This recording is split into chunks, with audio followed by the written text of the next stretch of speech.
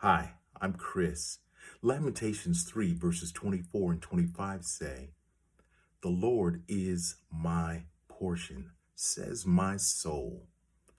Therefore, I will hope in him.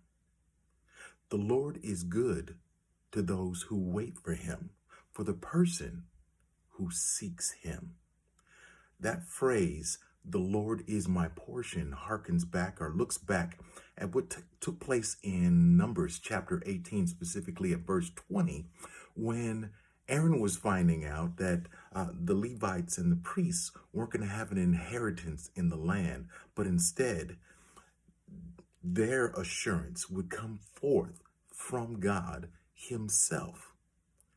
Now you can say, okay, what does it have to do with me? Well, 1 Peter 2:9 says that we are a royal priesthood.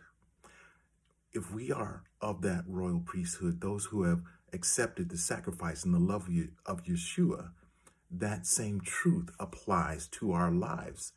So what does that look like? That looks like I'm not going to place my hope in my strength. I'm not going to place my hope in my knowledge or my intellect.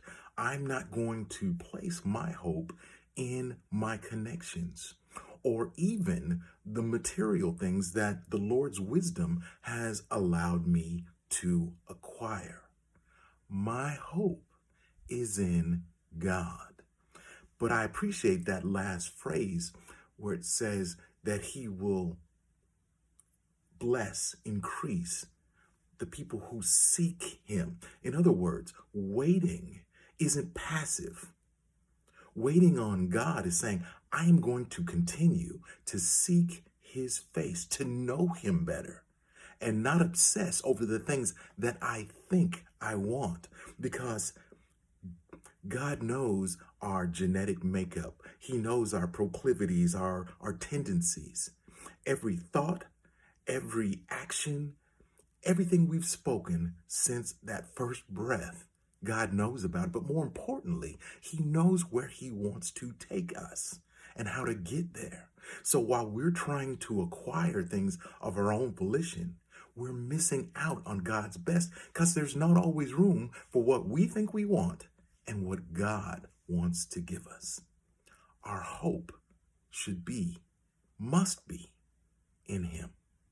That is for your consideration. Grace and peace.